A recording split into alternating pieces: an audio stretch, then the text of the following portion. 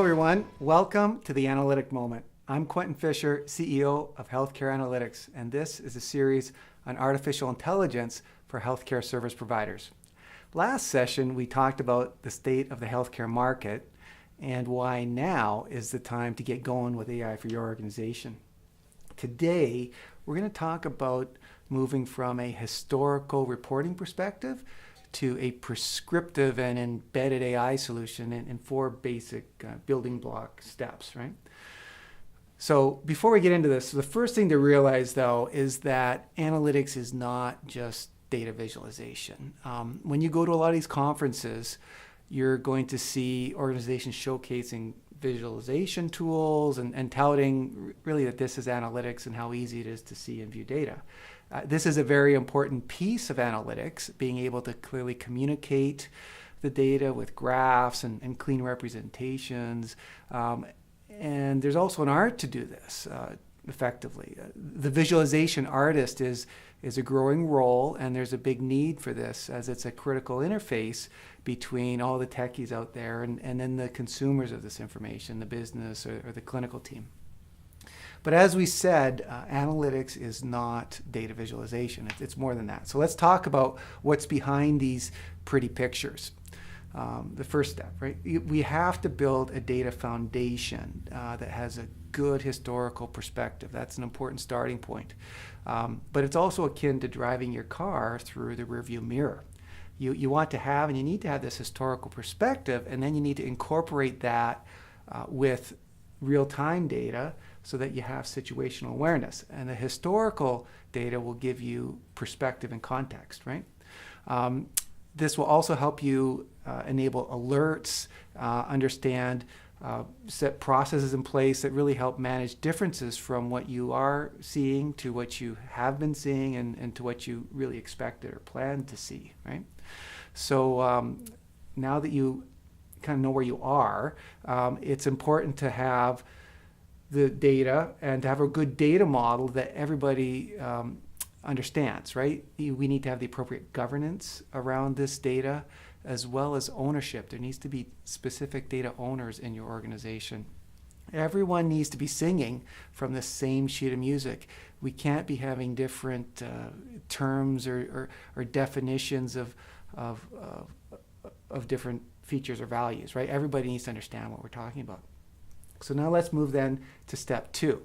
And once a reliable and consistent set of data is in place, your team is going to get bombarded with these reporting requests if they're not already, right?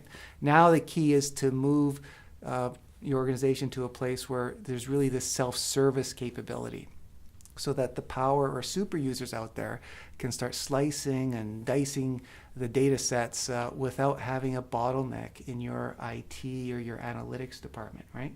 You want to push this as far as you can to the action, to the clinical team or to the business team, because they really understand the depths of the data and what the meaning behind it is.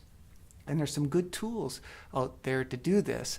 There's been a lot of progress moving the analytics platforms towards something called a tabular model, and this really helps enable these super users to do their own manipulation and reconfigurations of the data, right? But in order to do this, it's important that they have a curated data set that they're working off of and that's prepared for them, right? So now the IT and the data team are moving away from producing these reports to actually becoming data curators and presenting, in essence, a storefront for the rest of the organization to then come in and consume this data. That's the real role of IT and the data team. So now step three. Now that your humdrum of building reports is taken care of and your analytics team can now focus on what's coming, right? We can start using that car's windshield, right? This is where machine learning comes into place. When we start asking the questions to start thinking about, hey, if we only knew X in advance, it would mean Y to our business. And then we can start focusing on that.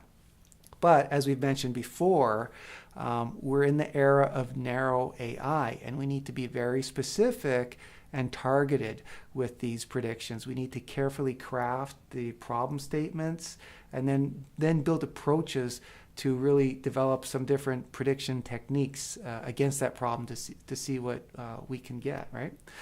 Through this now, your organization can then gain the insights needed to either combat disease or drive your operational productivity improvements, okay? Now, step 4, having these insights is great, but then you need to apply this to the real world, right?